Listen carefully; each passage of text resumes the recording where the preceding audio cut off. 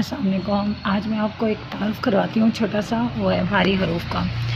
अच्छा, भारी हरूफ या हम इसे दो चश्मी हरूफ भी कह सकते हैं। ये हमारी लाइफ में इसका बहुत ज़्यादा इस्तेमाल होता है। उर्दू में इसका बहुत ज़्यादा इस्तेमाल है और बच्चों को लिखने में और पढ़ने में मुश्किल होती है कि इसको कैसे अदा किया जाए। आज मैं आपको इसको लिखने का तरीका और इसको पढ़ने का भी तरीका बताऊँगी किस तरह से। आइए देखते हैं। सबसे पहले हम इसे जो नाम है इसका भारी हरूफ,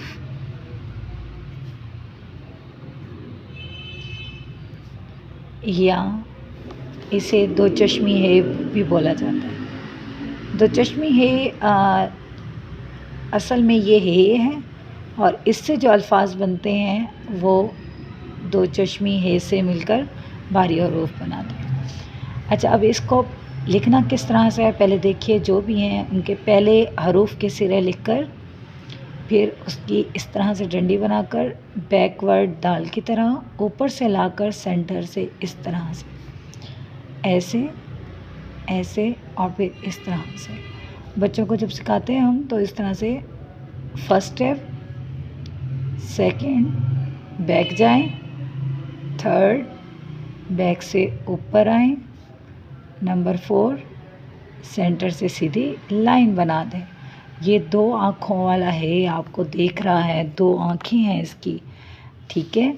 अब इसको लिखने का तरीकाकार क्या है? लिखने के लिए इसका तरीकाकार ये है, बे की बनी, और साथ हम इसको पढ़ेंगे भी सही, ठीक हो गया।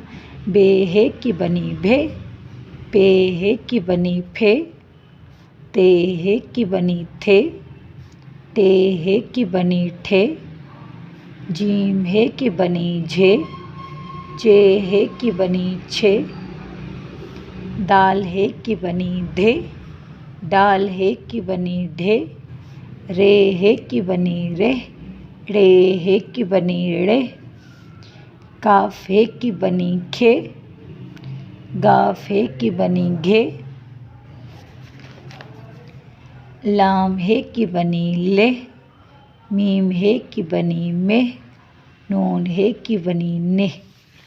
ये दो चश्मी है सिर्फ हमारा बे, पे, ते, टे, से, जीम, चे, दाल, डाल, रे, रे, काफ, गाफ, लाम, मीम और नून। ये इन हरूफ के साथ दो चश्मी है आता है। अगर किसी हरूफ के साथ लिखा जाता है, किसी और हरूफ के साथ दो चश्मी है लिखा जाता है तो वो गलत तस्वुर किया जाएगा, वो लफ्ज़ गलत हो जाएगा, ठीक हो गया। इसको अब एक और दफ़ा मेरे साथ पढ़िए किस तरह से। बे की बनी भे, पे की बनी फे, ते की बनी थे, टे की बनी ठे, जीम की बनी झे, चे की बनी छे, दाल की बनी धे, डाल की बनी ढे, रे की बनी रे, रे की बनी रे, काफ की बनी खे, गाफ की बनी घे, लाम की बनी ले, मीम की बनी में, नून की बनी ने। इसको इस तरह से पढ़ा जाता है। और अगर हम थोड़ा सा इसको मज़ीद आगे सुर में पढ़ें तो बच्चे इसको बहुत एंजॉय करते हैं और बच्चों के लिए ये बिल्कुल नई चीज़ होगी जो आप इस तरीके से पढ़ाएंगे। आप इनको बच्चों को जोड़ पढ़ लाएँ, जोड़ से बच्चे बहुत अच्छी उर्दू सीखते हैं। और मेरी क्लास ये बहुत तरन्नुम से ये पढ़ती है, इसकी जो साउंड होती है वो जब पढ़ते हैं मेरे साथ तो बहुत तरन्नुम से पढ़ते हैं। तो आप इसको अप्लाई करें, ये बहुत इंटरेस्टिंग रहेगा। ये मेरे सामने दो किताबें हैं, इनमें भी भारी हरूफ हैं और साथ पिक्चर्स दी गई हैं। अब ये देखें, ये भी इसी तरह से बच्चों के लिए आसानी के लिए, अगर बच्चों को आवाज़ की पहचान होगी तो बच्चे बहुत अच्छे तरीके से इसको करेंगे। जैसे भे भा भालू, फे फा फूल, थे था थेल, थे था थाल, ठे ठा ठेला, झे जा झंडा, छे छा छतरी, धे धा धनक,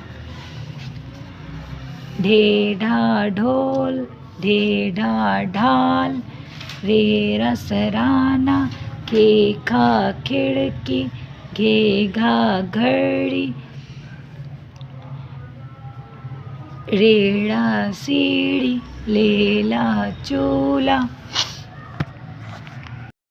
आज इसके साथ ही मैं आपको एक और चीज़ बताऊं। ये एक तख्ती है, ये लकड़ी से बनी हुई है और इसको हमने बाज़ार से लेकर आए हैं और इसको हमने वॉश किया है और इसकी मिट्टी जो है वो बाज़ार से मिल जाती है।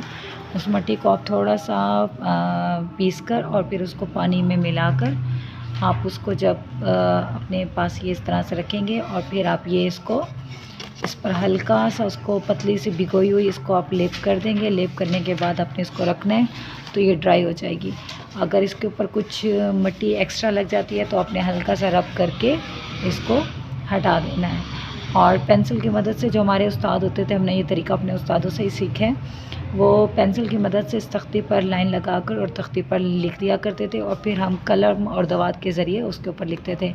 मैं आपको अभी पेंसिल से लिखना बताऊंगी कि किस तरीके से हम इसको अप्लाई करते थे और बाद में हम इसको कलम दवात से भी लिखना सिखाएंगे। ये हम इस तरह से लाइनें लगाते थे, ये आउटर लाइन भी लगाते थे ये इस तरीके से, और बड़ी प्रॉपर आप देखें कि बड़ी सीधी ये लाइंस लगती हैं। और ये इस तरीके से हमारे टीचर्स ये इस तरह से लाइंस लगाते थे। और मैंने हैंड राइटिंग, मैंने जो खुशखती है वो लिखाई है, मैं अपने वालिद साहब से सीखी है। अल्लाह ताला उनकी मग़फ़िरत फरमाए। उनकी भी लिखाई बहुत ही खूबसूरत थी। और ये लाइन लगाने का तरीका बड़ा ज़बरदस्त, स्केल की मदद के बग़ैर हम इस पर सीधी बिल्कुल लाइन लगा सकते हैं। सॉरी, ये थोड़ा सा हो गई है कैमरे की सेटिंग की वजह से, थोड़ा सा मैं इसको पकड़ नहीं पाई।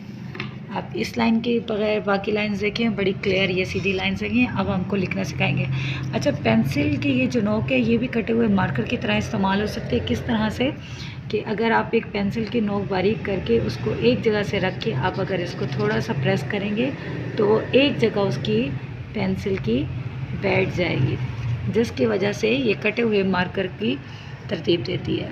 अब यहाँ पे आप देखें कि हम यहाँ पे लफ्ज़ लिखेंगे।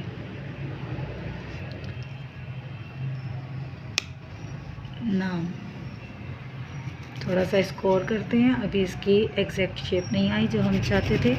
वैसे अगर आप फर्श पे करें तो इसकी शेप बहुत जल्दी से आएगी, क्योंकि ये है ज़रा लकड़ी तो ये थोड़ी सॉफ्ट हो जाती है।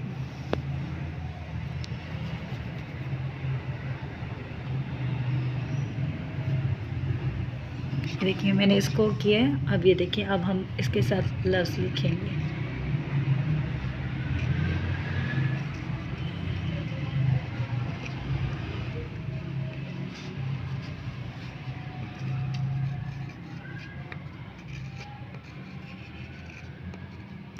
अच्छा, इनके लिखने का ये है कि ये सीधा सिरा, तिरछा और ये गोल, ये जितने भी गोलाई वाले हिस्से हैं जब हम लाइन से लिखते हैं तो वो सीधा, तिरछा और गोल, इससे खूबसूरत राइटिंग आती है।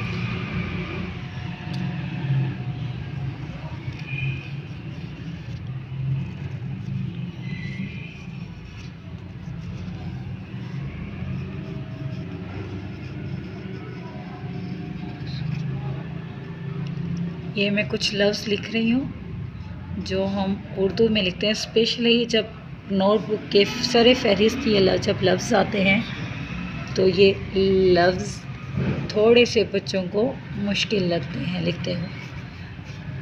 मौज़ू,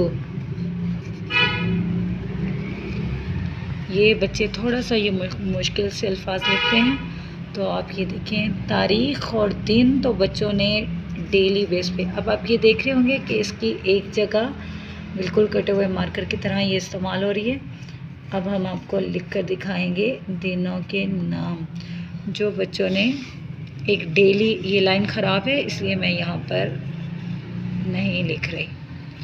अब ये देखें, इसी तरह से मैं सारे दो चश्मे है वैसे ही राउंड बनाकर ऊपर से लाकर सेंटर से बुध, जुमेरात, मीम का सिरा नीचे की तरफ लाकर ऊपर और ये राम। अच्छा, एक और चीज़ कि आजकल जब बच्चे काम करते हैं वो इस चीज़ को प्रॉपरली नहीं रखते कि किसका नुक्ता कहाँ पे रखना है। तो बच्चे अगर नुक्ते उसी हरूफ के नीचे रखेंगे तो बाद में बच्चे जब लिखते हैं तो जल्दी में वो नुक्ता जीम का मीम की जगह आ जाता है, किसी और जगह आ जाता है। तो आपने इस चीज़ की बच्चों को मश्क करवानी है, और बच्चों को अगर बार बार अरेज करना पड़ जाए तो बच्चे उस काम को से बेहतर वो सीखते हैं। वो कहते हैं कि हमें जो है बार बार अरेज करना पड़ता है, तो बेहतर है कि हम पहली दफ़ा ही कोशिश कर कर अच्छा काम करें। पहली दफ़ा भी कोशिश करने लगते हैं अच्छा काम करने की, तो बेहतर है कि आप भी बच्चों को थोड़ा सा, पहले हमें मेहनत करनी पड़ती है थोड़ी सी, उसके बाद बच्चों की राइटिंग इंतहाई ही खूबसूरत हो जाती है।